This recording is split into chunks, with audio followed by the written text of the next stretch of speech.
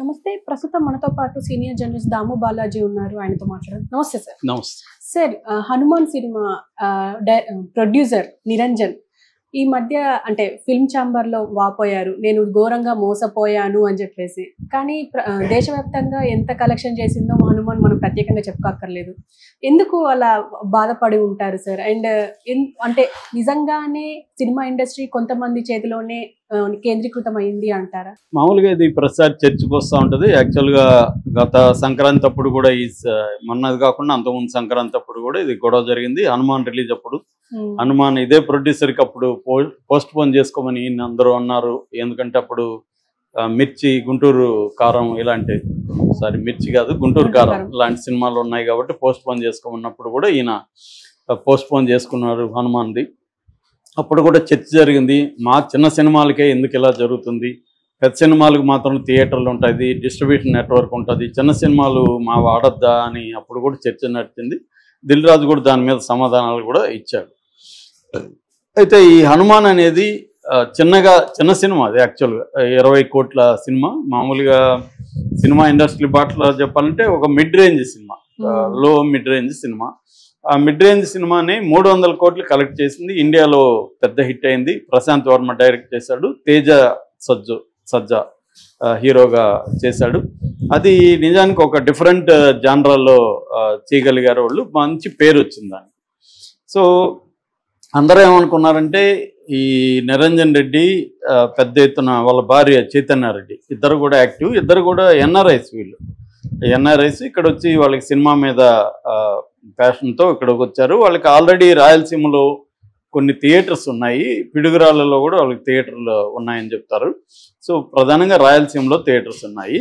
But వాళ్ళకి నేపథ్యం, వాళ్ళ ఫ్యామిలీ నేపథ్యం అయితే సినిమా ఏమి నేపథ్యం లేదు. వీళ్ళకి ఇంట్రెస్ట్ కాబట్టి వీళ్ళు వచ్చారు, అక్కడ కొంత డబ్బులు సంపాదించుకొని సినిమా తీయాలని వచ్చారని చెప్తున్నారు వీళ్ళు.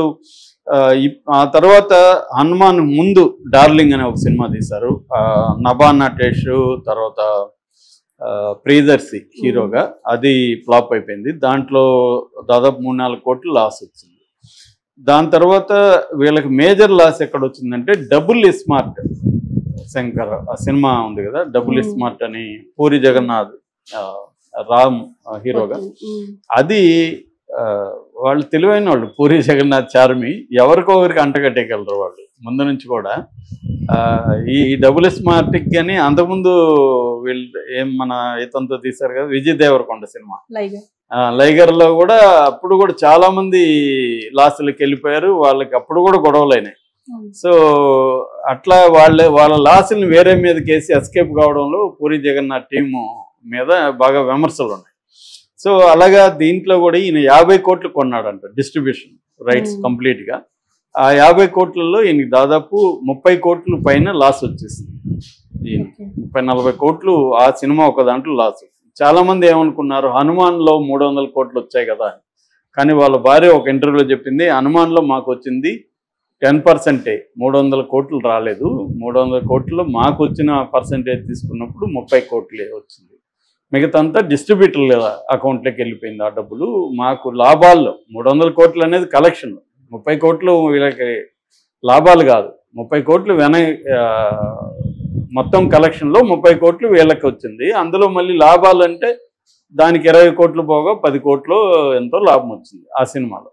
కానీ ఇక్కడ 40 కోట్లు పోయింది కదా, అంతకుముందు పోయింది కదా డ్రాగన్లో. సో ఇతను నెగిటివ్లోకి వెళ్ళిపోయాడు. ఇప్పుడు దీని నుంచి సేవ్ చేసుకోవడానికి తన సినిమా పెద్ద ఎత్తున హనుమాన్ ఆడింది కాబట్టి ఈసారి జై హనుమాన్ పేరుతో సీక్వెల్ తీస్తే దాంట్లో మనం పూడ్చుకోవచ్చు డబ్బులని అనుకున్నారు. కానీ ప్రశాంత్ వర్మ ఇతనికి హ్యాండ్ ఇచ్చి మైత్రికి వెళ్ళిపోయాడు ఆ ప్రాజెక్ట్ తీసుకొని. సో ఇప్పుడు ఇతనికి ఆ సినిమా లేదు. దీంట్లో ఏమో పూరి జగన్నాథ్ చార్మి ఏమో నీకు లాస్ వచ్చింది కదా, నెక్స్ట్ సినిమా ప్రొడక్షన్ మేనేజింగ్ అంతా నీకే ఇస్తాము, నీ ఆధ్వర్యంలోనే దాన్ని చూసుకో, నీకు దాంట్లో డబ్బులు వస్తాయని హామీ ఇచ్చారు. ఇప్పుడు వాళ్ళు ఇవ్వట్లేదు. ఇప్పుడు తనెవరు విజయ్ సేతుపతి సినిమా ఈయనకి ఇవ్వట్లేదు. సో ఇప్పుడు ఆయన లాసుల్లోకి వెళ్ళిపోయాడు. దీనికి కారణం ఏంటి? ప్రధానంగా తన డిస్ట్రిబ్యూషన్లో ఫెయిల్యూరు, ప్రొడక్షన్లో పెద్ద హిట్ అయినా డబ్బులు రావట్లేదు. ఇది సినిమా ఇండస్ట్రీలో కొంతమంది చేతుల్లోనే ప్రొడక్షను, డిస్ట్రిబ్యూషను, ఎగ్జిబిషన్ ఈ 3 రంగాలు ప్రధానం. ఈ 3 రంగాలు కూడా కొంతమంది చేతుల్లో వాళ్ళ చేతుల్లో కార్పొరేట్ వాళ్ళ చేతుల్లో ఉండడం వల్లే నాలాంటి వాళ్ళు సిన్సియర్గా వచ్చి సిన్సియర్గా సినిమాలు తీసినా కూడా మేము ఆత్మహత్యలు చేసుకోవాల్సిన పరిస్థితి ఏర్పడిందని ఆయన నిన్న వాపోయాడు. మా సమస్యను పరిష్కరించండి అని ఆయన వెళ్ళి కంప్లైంట్ ఇచ్చాడు. సో ఎందుకు ఈ స్థాయి ఉంది? నిరంజన్ రెడ్డి లాంటి ఒక ఎన్ఆర్ఐ, ఆయనకు అన్నీ తెలుసు, డబ్బులున్న వ్యక్తి, పైగా మంచి సినిమాలు తీశాడు, అలాంటి వ్యక్తికే ఈ ప్రాబ్లం ఉంటే ఇంకా మామూలుగా 1 crore 2 crores 3 crores సినిమాలు తీసేవాళ్ళ పరిస్థితి ఎక్కడ కలిసినా ఎవరికి వచ్చినా వాళ్ళ కన్నీటి కథలు నవ్వుతూ చెప్తుంటారు, కానీ కన్నీటి కథలు ఉంటాయి. సో ఎందుకంటే సినిమాలు తీస్తారు, అవి రిలీజ్ అవ్వకపోతే డబ్బులు రావు, రిలీజ్ అయినా డబ్బులు రావు. ఫర్ ఎగ్జాంపుల్ లేటెస్ట్గా మా ఫ్రెండ్ 23 అని మన భరద్వాజ సార్ కథ, అది 23 అనే సినిమా తీశారు. దానికి 3.5 కోటి 4 కోట్ల ఖర్చు అయింది. అది రిలీజ్ అవ్వడం గగనంగా ఉంది. రిలీజ్ అవ్వడానికి మళ్ళీ 1 కోటి పెట్టాలి, దాంట్లో డబ్బులు వచ్చే పరిస్థితి లేదు. ఇప్పుడు ఇది డిజిటల్ మార్కెట్, ఓటీటీ మార్కెట్ ఎలా అయిపోయిందంటే రిలీజ్ చేయకుండా మేము తీసుకోమంటున్నారు. ఇంతకుముందు డైరెక్ట్గా తీసుకునేవాళ్ళు, ఇప్పుడు తీసుకోవట్లేదు. సో రిలీజ్ చేయాలంటే మళ్ళీ 50 నుంచి 1 కోటి రూపాయలు ఖర్చు పెట్టాలి. అది రిలీజ్ చేసినప్పుడు అది చిన్న సినిమాలకి ఎందుకు ఓపెనింగ్స్ వస్తాయి? రావు, ఎవరు రారు. అది థియేటర్లు ఆడకపోతే వీళ్ళు తీసుకోరు. ఎందుకంటే నీ థియేటర్లో ఫ్లాప్ అయింది కదా, మేము ఎందుకు పెట్టుకోవాలని మళ్ళీ డీటెయిల్ వాళ్ళు అంటారు. సో ఇటు డీటెయిల్లో పెట్టలేక, అటు థియేటర్కి రిలీజ్ చేసుకోలేక చాలా సినిమాలు పోస్ట్ ప్రొడక్షన్ స్టేజ్లో ఆగిపోతున్నాయి. సో సినిమాలు ఇప్పుడు అందుకనే కొత్త కంటెంట్ రావట్లేదు. మలయాళం లాగా సినిమాలు ఎందుకు రావట్లేదు అంటే అసలు ఈ basic things, production, distribution, exhibition, ఈ 3 మీద ఎవరికి కంట్రోల్ ఉంది అనేది ఇంపార్టెంట్. ఈ 3 మీద ఎవరికి కంట్రోల్ ఉంది? కొంతమందికి, మైత్రి మూవీస్ కావచ్చు, గీతా ఆర్ట్స్ కావచ్చు, దిల్ రాజు కావచ్చు, ఇలాంటి వాళ్ళకి, సురేష్ ప్రొడక్షన్ కావచ్చు, ఇలాంటి వాళ్ళకే కంట్రోల్ ఉంది. అయితే ఈ కంట్రోల్ తప్ప అంటే సౌరభ్ ముఖర్జీ అనే ఒక ఎకనామిస్ట్, నా ఫేవరెట్, అతను చాలా పుస్తకాలు రాశాడు ఈ విషయం మీద.